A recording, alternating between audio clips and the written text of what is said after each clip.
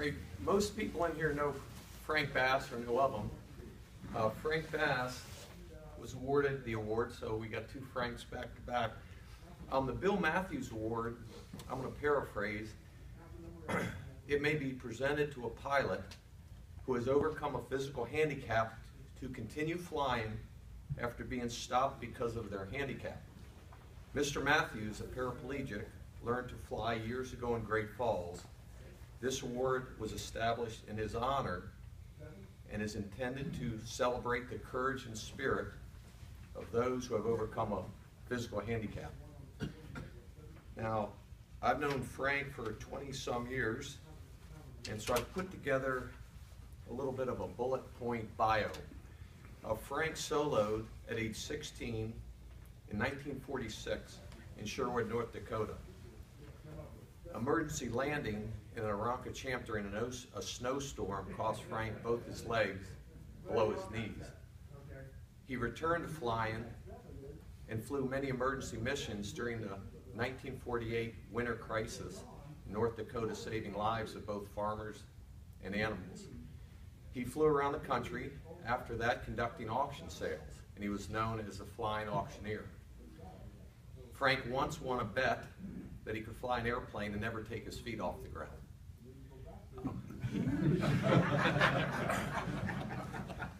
Frank has the distinction of being a charter member of both the Great Falls and the Central Montana Hangar. He opened and operated a FBO in Lewistown for several years. He lived on a private strip, the Beacon Star, for many years, and for many years hosted aviation events, including the Father's Day Flying Breakfast. He has owned many aircraft, including Moonies, Champs, Cubs, Stinsons, a Travel Air, I believe, and a Cherokee, a very unique airplane. So Frank receives this award. Now, there's somebody here. Montana is made up of, I've come to learn over the last 23 years, of many colorful characters, Frank being one of them. Last year, leaving the conference, I rode back to Lewistown with Fred Lark. Now, Fred and Frank go way back. And so I want to ask Fred to come on up and say how he first met Frank, which is real interesting. And I don't know if you guys know this, but Fred is an auctioneer. He's also a professional musician. He played back in the days. It was Freddie Lark in the Blue Knights. And if you go to Google, you'll find him. And you played back with the likes of Buddy Holly in the Midwest. That's right. And Frank, and Fred's a very interesting person. So tell us about how you met. Well, nearly 50 years ago, I came into Montana, and I own radio stations, and it happened to be in Lewistown. So when I first get on the air, it was very early in the morning. I signed on every morning as a radio station owner. And I turned around, and the next thing I know, the phone was ringing. And it was very early in the morning because we were signing on around 5 o'clock. And it was a voice that I was rather shocked about because it was very gruff. And some of you may know Frank. But the thing is, you got to remember that he was about 40 years old at the time, little before he was 40. So he was a pretty strong character, very strong character. He says, "I want an ad on the air right now." Well, I had no idea who he was. I said, "Well, who are you?" "Well, I'm Frank Bass." "Fine. What's the auction?" So he told me all about the auction. I wrote it down.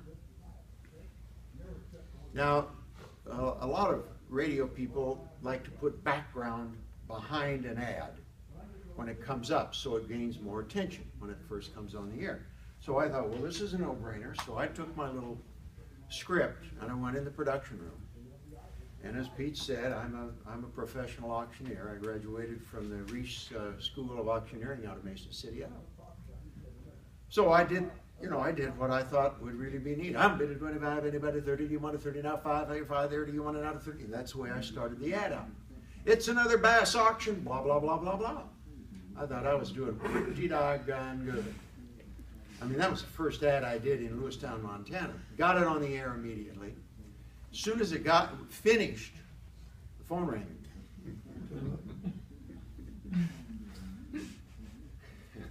Who in the hell is that?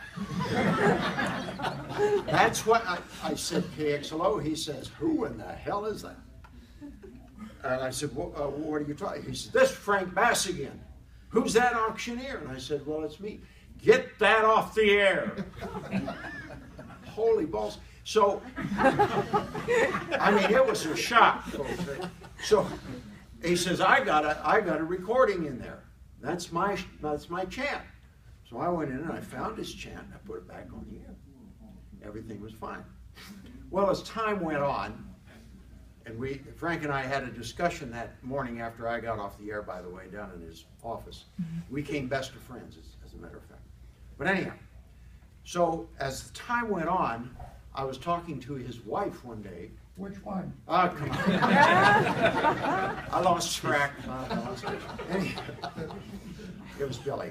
Anyhow, I was visiting with her one day, and I said, you know, Billy, I'll never forget the time that I first came in. She says, we remember that well.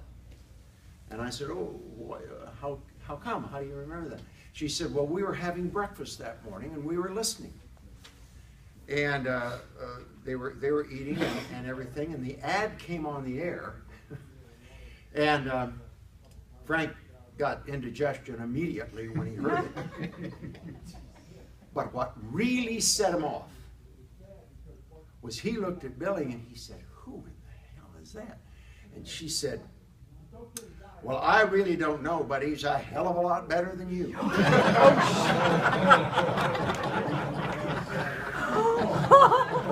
Now, you got to know Frank Bass. You need to know the wives that he had.